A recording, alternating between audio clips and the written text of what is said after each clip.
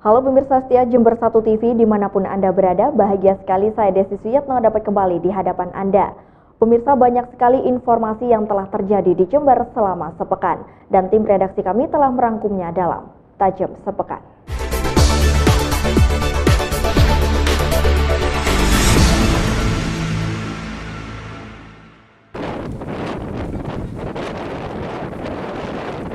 Berbagai usaha dan upaya tim gabungan Basarnas, BPBD, polisi air dan nelayan mengevakuasi bangkai kapal Joko Bere yang kelam pada Kamis lalu. Sebelumnya petugas mencoba mengevakuasi bangkai kapal dengan menarik bangkai kapal tersebut dengan 3 kapal nelayan. Dibantu dengan 6 mobil 4WD atau 4WD, namun usaha itu gagal. Bangkai kapal hanya bergeser sejauh 3 meter. Namun kesulitan evakuasi bangkai kapal diduga karena bodi kapal menancap di dasar pantai. Sementara itu hari ini Basarnas menghentikan penyisiran pencarian korban Syafi'i yang hilang dan belum ditemukan. Meski menghentikan penyisiran korban, Basarnas belum menghentikan proses pencarian korban. Tim Basarnas akan tetap meneruskan proses pencarian dengan merubah dengan cara monitoring. Jadi petugas hanya memonitor info penemuan korban yang hilang dari nelayan dan tim SAR lokal. Jadi bukan berarti kita rubah menjadi metode monitoring. Jadi tetap kita manfaatkan teman-teman potensi SAR setempat, baik dari nelayan, kemudian ormas, masyarakat di seputaran wilayah Puger, bahkan sampai ke Lumajang, untuk membantu kami ketika misalnya ada informasi, akan kami respon. Sebelumnya sebuah kapal nelayan Joko Bere yang membawa 22 ABK dihantam gelombang tinggi dan karam di pantai Puger saat pulang melaut. Akibatnya kejadian tersebut 8 nelayan meninggal dunia, 1 hilang dan 13 selamat. Dari Pantai Pancar Puger, Bambang Sugiarto, Jember 1 TV melaporkan.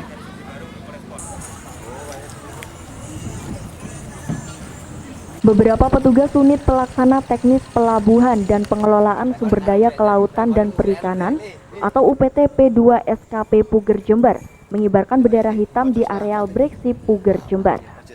Bendera hitam tersebut dikibarkan sebagai larangan keras kepada nelayan agar tidak melaut. Peringatan tersebut diberlakukan menyusul tingginya gelombang laut di perairan Puger yang mencapai setinggi 5 meter dan kecepatan angin mencapai 50 knot. Kondisi tersebut tentu sangat membahayakan jiwa para nelayan. Selain bendera hitam, P2 SKP Puger juga memberikan running text yang berisi laporan cuaca. Running text tersebut berada di pintu masuk Breksip agar nelayan yang hendak melaut mengetahui perkiraan cuaca. Itu merupakan peringatan untuk cuaca, sebenarnya cuaca ekstrim. Salah satu sosialisasi kita untuk pengibaran itu, yang lainnya ada running tag yang ada di pos masuk pintu bagian timur. Biasanya para nelayan itu kalau mau berangkat, dia mengacu ke sana melihat perakiraan yang kita tempatkan di pos loket masuk bagian timur.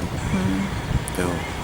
Jadi kita tidak bisa menghalang-halangi dia, cuman kita mengantisipasi, sudah ngasih peringatan yang berkaitan dengan hal itu, yaitu perakiraan cuaca. Meski telah mengibarkan bendera hitam dan menyediakan running text perkiraan cuaca, tidak sedikit nelayan yang nekat melaut, seperti kapal nelayan Joko Bere yang keram dan menewaskan 7 orang nelayan. Saya mau melaut, tanya gelombang sampai berapa.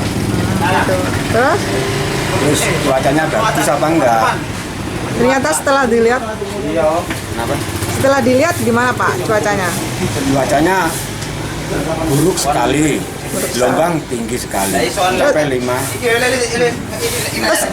meter ya. Terus Bapak ini gimana? Mau terus melaut atau pulang? Sementara enggak, mau pulang. Pulang ya. Karena takut banyak kejadian. Dari Puger, Bambang Sugiarto, Jember 1 TV melaporkan.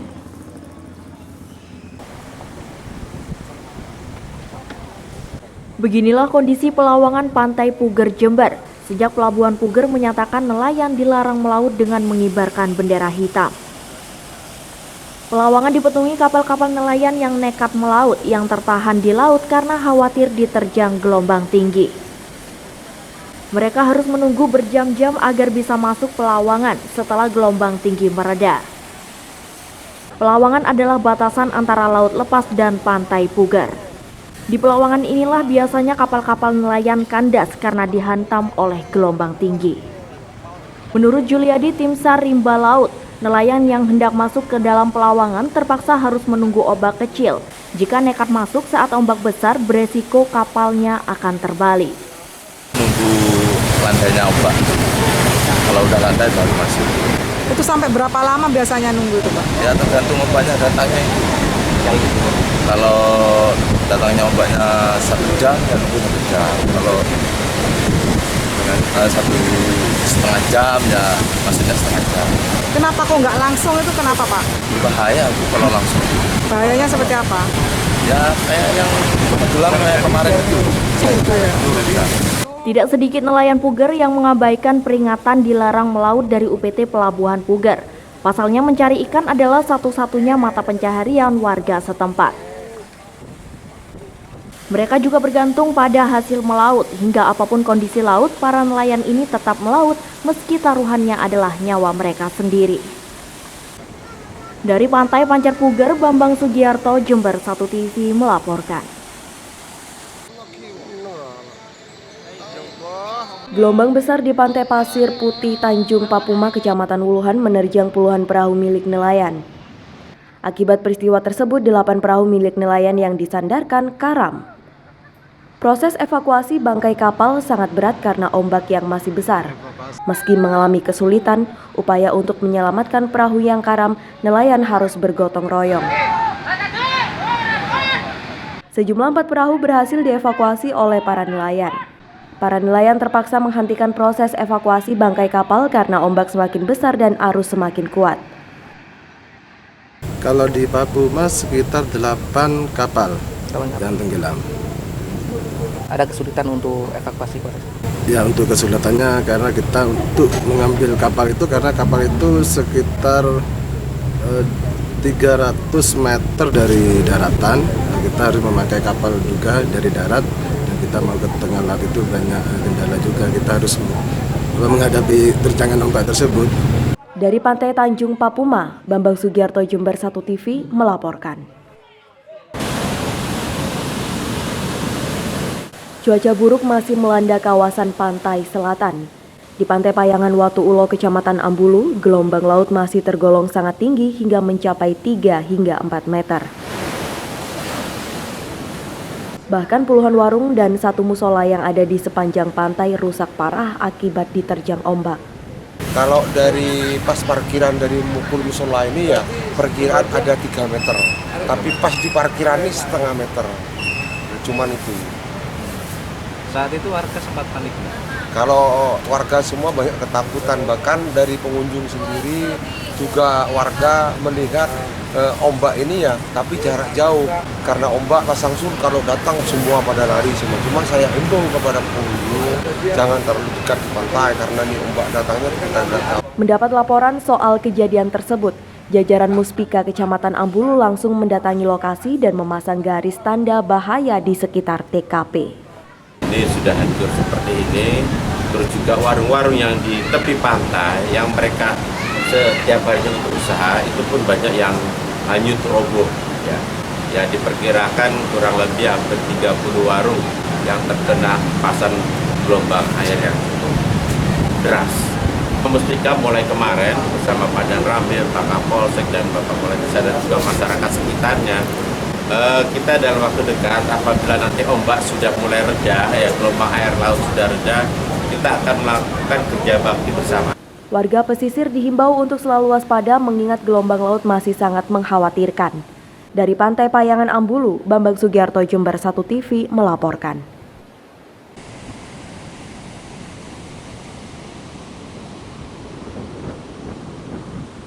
Cuaca buruk berupa ombak besar masih saja terjadi di perairan Laut Selatan Jember.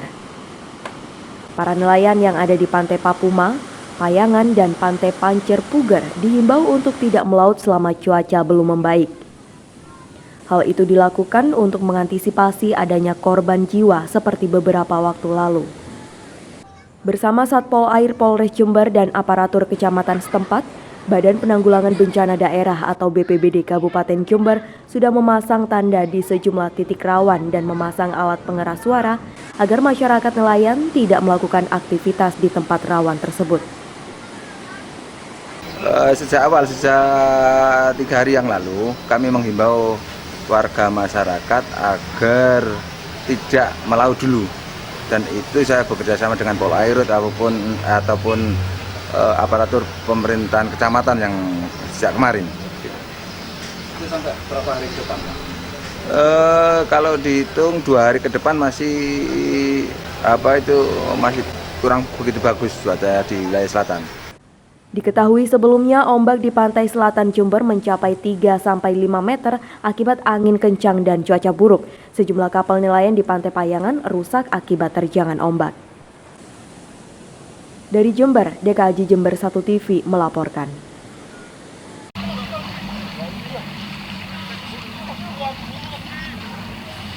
Akibat peristiwa gelombang besar yang terjadi di Pantai Payangan Watulo, Kecamatan Ambulu, ratusan nelayan tidak dapat melaut dan juga banyak perahu nelayan mengalami kerusakan akibat terjangan ombak. Untuk menghindari terjangan ombak, puluhan perahu nelayan terpaksa disandarkan di dataran paling tinggi.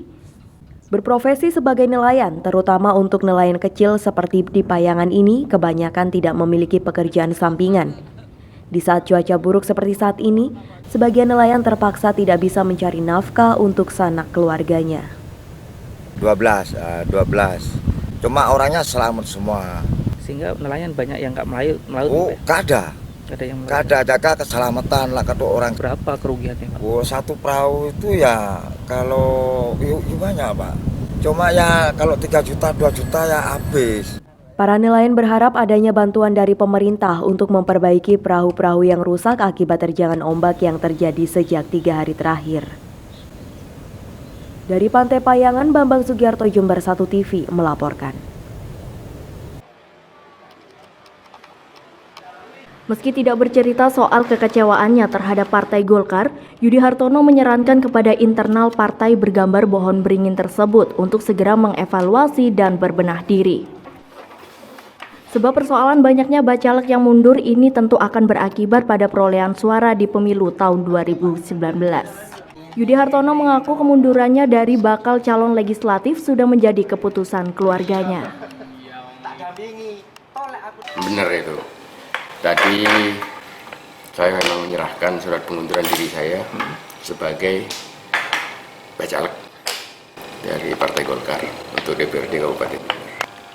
Bahwa organisasi Partai Golkar sebesar Partai Golkar ini tatanan organisasinya memang perlu diperbaiki. Saya cuma tidak melanjutkan proses pencalekan di Partai Golkar. Jadi masih ada kemungkinan? Semuanya harus istiharah dulu. Saya tidak berbicara siapa, istiharah dulu. Sebelumnya ada 2 bacalek Golkar yang sudah mengundurkan diri, diantaranya Bisma Perdana dan Ervan Afandi. Dari Jember, DKAJ Jember 1 TV melaporkan. Setelah ada 3 bacalek Golkar yang mundur, Jupriyadi yang merupakan bacalek Dapil 6 sekaligus Ketua PAC Golkar Sumber Baru secara tegas menyatakan mundur dari Partai Golkar. Lantaran kecewa dengan penempatan Dapil 6 dan nomor urut 8 yang diberikan kepadanya. Jupriyadi secara tegas menyatakan bahwa kecewa terhadap Partai Golkar sebab dirinya dianggap tidak berkontribusi terhadap Partai Golkar. Padahal Jupriyadi mengaku sudah bersusah payah menghimpun suara untuk Partai Golkar di Kecamatan Sumber Baru. Dengan keputusannya, Jupriyadi menjadi bacalek keempat dari Partai Golkar yang menyatakan mundur. Ini juga mundur dari pengurus Golkar? Pengurus pimpinan kecamatan. Pimpinan kecamatan mundur juga ya. Iya. Apa dengan aja seluruh pengurus kecamatan juga ikut mundur atau seperti apa? Iya, artinya kan sudah ketuanya kan saya, secara otomatis anggota saya saya ambil semua. Ada berapa yang saya sudah ngopeni semua, artinya pimpinan desa, setiap ada pertemuan itu saya. Ada berapa orang yang dalam tanda kutip sampean ngapain tadi yang sampean ikut gerbong sampean lah dalam mundur saja ada berapa orang? Untuk Kecamatan Sumber Baru itu ada 10 desa. Yang sudah pasti ada pimpinan desa, ada 10 pimpinan desa. Semuanya mengundurkan diri juga. Iya, ikut saya. Hingga berita ini diturunkan, Ketua DPD Golkar Jember Arief Sugito masih belum bisa dikonfirmasi. Dari Jember, DKAJ Jember 1 TV melaporkan. Proses belajar mengajar siswa Madrasah Ibtidaiyah Miftahul Ulum Desa Wringin Telu, Kecamatan Puger, Jember terpaksa dilakukan di dalam gudang sekolah. Siswa yang belajar di gudang ini adalah siswa kelas 5 yang sengaja dipecah karena overload. Memang sebelumnya jumlah siswa melebihi kapasitas kelas yang ada karena pihak sekolah tidak ingin menolak siswa yang niat belajar, sehingga seluruh pendaftaran kala itu diterima. Tak hanya itu, untuk kelas lainnya dari kelas 1 hingga 6 juga overload. Idealnya satu kelas hanya diisi oleh 35 siswa, namun di madrasah ini terisi 40 siswa, bahkan ada yang 42 siswa. Sehingga mau tak mau beberapa bangku kelas terisi oleh 3 siswa. Sebenarnya kepala sekolah ingin membatasi jumlah siswa tersebut, karena kebanyakan wali murid mengaku sekolah tersebut adalah favorit meski berada di desa. Sehingga banyak wali murid yang ingin menyekolahkan putra-putrinya di madrasah tersebut. Padahal di madrasah ini hanya memiliki 6 kelas representatif yang digunakan untuk proses belajar kelas 1 hingga kelas 6. Namun karena siswa makin banyak hingga keseluruhan berjumlah hampir 300 siswa, kepala sekolah kemudian mengambil inisiatif siswa kelas 5 dipecah menjadi 2 karena lebih dari 40 siswa yang sebagian harus menjalani proses belajar mengajar. Bagi siswa, belajar di gudang tentu tidaklah enak. Selain sempit, siswa juga sukar berkonsentrasi karena kadang suhu di dalam gudang sangat panas. Gudang ini gimana? Rasanya gimana? Enak nggak ini? Nggak enak. Nggak enak ya? Kenapa? Sempit atau gimana? Gimana? Kurang bersih. Ya, mau bareng teman-teman yang lain. Di kelas lain ya. Sementara itu, kepala sekolah Mas Ruri mengaku tidak ada pilihan lain bagi dirinya, karena yang terpenting adalah anak-anak bisa mendapatkan materi pelajaran dan siswa dapat tertampung untuk wajib belajar hingga 12 tahun. Idealnya per kelas berapa, Pak? Idealnya per kelas itu kalau kelas ideal itu 25. Terus kenyataannya? Kenyataannya 40 kelas. 40, Pak. Nah, yang B ini mestinya tempatnya gudang. Karena tidak punya ruangan, ya sangat terpaksa. Nanti bisa dilihat karena ini dibuat kelas sehingga sekolah ngoyo-ngoyo akhirnya di keramik, mestinya gudang tidak di keramik. Holik, tokoh masyarakat yang juga wali murid, berharap ada uluran tangan dari donatur termasuk pemerintah yang dalam ini adalah Kementerian Agama untuk membantu pembangunan kelas baru sehingga seluruh siswa dapat belajar di kelas yang representatif. Sebenarnya sih kalau kita sebagai tokoh masyarakat sangat prihatin ya, karena melihat kondisi dari anak-anak didik, terutama di Desa Wringin Telu, itu sebenarnya kalau saya tanya ke kepala sekolahnya, bahwasanya kapasitas itu sangat-sangat kurang sekali. Dan saya mohon kepada pihak-pihak terkait pemerintah, tolong diperhatikan juga di madrasah ini, karena sangat-sangat membutuhkan sekali. Yang sebenarnya harus kapasitasnya itu 8 kelas, itu hanya ada 6 kelas.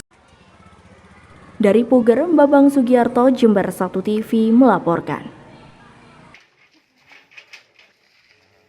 Petugas BKSDA Wilayah 3 Jawa Timur mengevakuasi buaya jenis muara di rumah IR warga Silo, Jember. Buaya muara yang memiliki nama latin Crocodylus porosus adalah hewan yang dilindungi negara. Buaya tersebut didapat IR saat berada di Papua, Jayapura. IR kemudian membawa buaya muara tersebut ke Jember untuk dipelihara. Petugas yang mengetahui hal tersebut kemudian melakukan pendekatan kepada IR dan memberi pengertian jika hewan tersebut dilindungi dan akan dipidana jika nekat memelihara buaya tersebut. IR kemudian menyerahkan sukarela buaya peliharaannya kepada petugas BKSDA Jember. Untuk hari ini kita mengamankan buaya muara, atau dalam nama latinnya itu Crocodylus porosus. Jadi ini peliharaan dari orang dari Papua. dibawa ke sini terus diserahkan secara sukarela karena memang tahu itu dilindungi sama undang-undang. Kok ya mungkin sudah ini Mbak, sudah ada pendekatan dari kita, jadi ada usaha preventif dari kita, akhirnya beliau itu mau menyerahkan secara sukarela. Untuk buaya bisa ada dua kemungkinan Mbak, yang pertama dititipkan ke lembaga konservasi, yang kedua dilepas liarkan setelah ada ada pemeliharaan dari lembaga konservasi tersebut. Himbauannya segera melaporkan kita mengenai kepemilikan satwa karena itu memang satwa yang dilindungi sama PP nomor 7 tahun 99. Petugas BKSDA juga menghimbau kepada masyarakat yang masih memiliki dan memelihara hewan dan tumbuhan langka agar segera menyerahkan ke BKSDA. Sesuai pasal 40 ayat 4 Undang-Undang Nomor 5 Tahun 1990 akan dipidana penjara paling lama 5 tahun dan denda paling banyak 100 juta rupiah. Dari Jember, Yudis Adi Jember 1 TV melaporkan.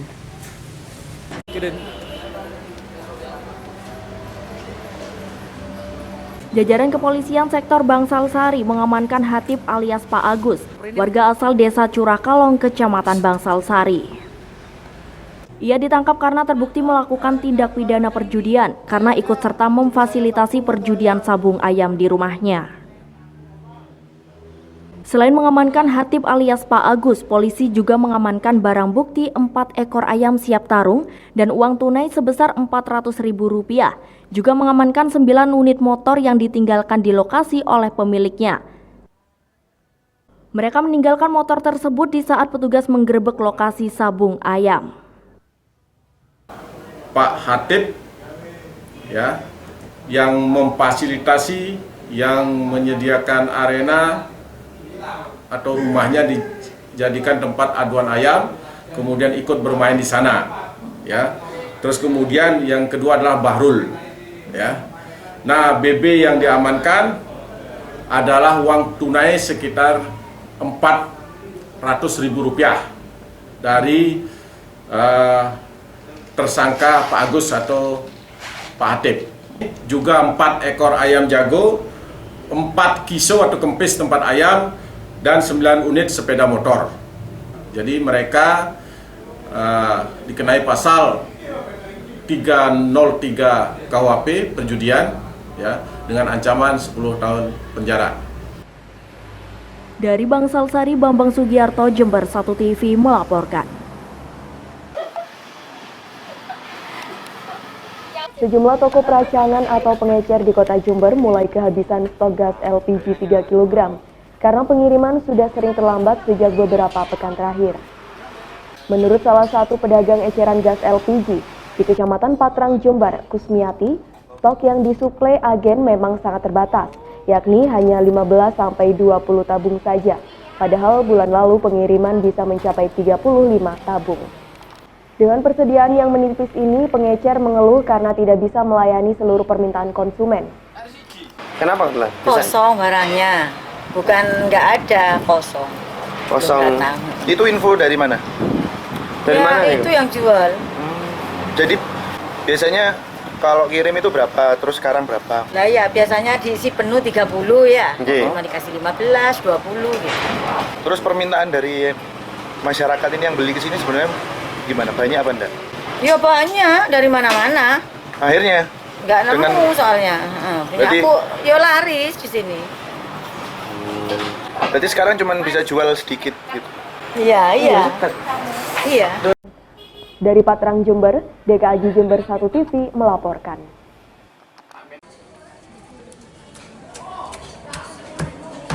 Terpantau di Pasar Tanjung Jember, harga ayam potong yang biasanya dijual Rp35.000 per kilogramnya kini naik menjadi Rp40.000 per kilogram.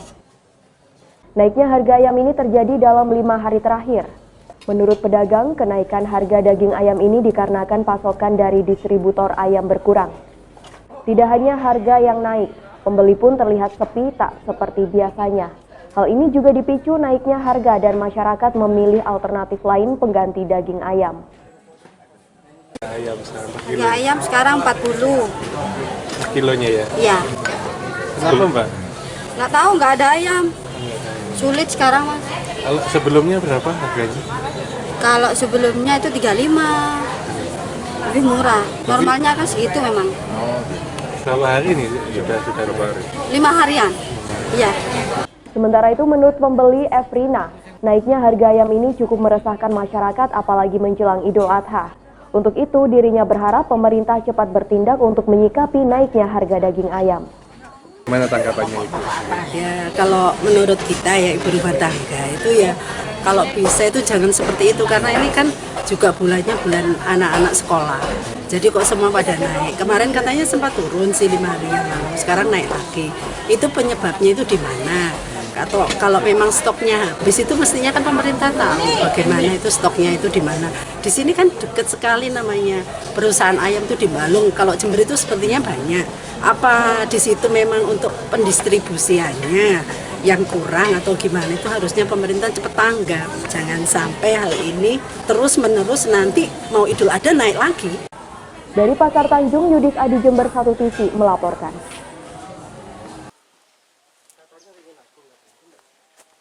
Sebuah lahan kebun buah naga di Desa Gadingrejo, Kecamatan Umbul Sari, Jember ini, seorang pria parubaya membuat pahatan unik berbentuk arca sebuah candi. Tidak hanya satu, beberapa bentuk pahatan bernilai seni tinggi juga dilakukan oleh pria bernama Joko, usia 40 tahun, warga dusun Kerajaan desa setempat. Dengan menggunakan sebuah alat pahat, Joko setiap hari memoles tanah liat di lahan seluas kurang lebih 60 meter persegi tersebut. Berbagai bentuk dipahatnya, mulai dari bentuk kepala arca, bentuk ikan, hingga bentuk abstrak. Keunikan tidak hanya terletak pada bentuk pahatan saja, tapi Joko yang diketahui mempunyai gangguan mental ini tidak bisa berkomunikasi secara lancar. Dirinya hanya terdiam dan sesekali membenahi pahatan yang terlihat rusak. Keluarganya memang sengaja membiarkan Joko untuk memahat tanah liat agar bisa mengekspresikan diri dan paling tidak melepaskan beban pikiran yang ada. Pekerjaan memahat ini sudah diketahui oleh keluarga sejak beberapa bulan yang lalu. Awalnya sih kaget juga kok jadi seperti ini. Bahkan saya sendiri yang merasa bibitnya, ya baru kemarin saya tahu viralnya itu. Tuh kok sampai seperti ini. Saya rasakan biasa-biasa aja tuh. Sementara itu Hashim, warga yang berada di desa sebelah, sengaja datang untuk melihat keindahan pahatan karya Joko. Dirinya mengetahui informasi ini melalui sosial media dan dirinya sengaja memfoto pahatan ini untuk kenang-kenangan. Gak heran dia terinspirasi dari mana dan juga saya pengen tahu untuk membuktikan benar nggak itu loh. Ternyata iya, bagus. Bagus. Saya nggak percaya karena nggak ada alatnya, nggak ada apanya. Itu hasil pahatan apa? Tangan sama apa itu kayak celurit itu Kecil. hanya kecil itu aja, nggak ada alat yang lain, cuma itu aja. Kok bisa gitu loh, bisa sampai terbentuk kayak gitu. Masnya tahu dari medsos ya berarti? Iya, iya. Awalnya nggak percaya berarti? Nggak percaya, saya buktikan sendiri. Ternyata hasilnya? Ternyata benar gitu. Pihak keluarga dan desa setempat sepakat untuk tidak membawa Joko ke rumah sakit jiwa dan berharap kegiatan seni melalui pahatan ini mampu membuat Joko sembuh sehingga bisa berkomunikasi lagi. Dari Jember, DKJ Jember 1 TV melaporkan. Sayang sekali pemirsa, informasi tadi sekaligus menutup jumpa kita hari ini dalam Tajam Sepekan. Anda dapat menyimak informasi tadi melalui website kami di www.jember1tv.co.id atau Anda dapat mengunduh aplikasi Jember 1 TV melalui Play Store. Saya Desi Siatna bersama kerabat kerja yang bertugas pamit undur diri dari hadapan Anda. Terima kasih atas kebersamaannya, sampai jumpa dan salam 1 TV.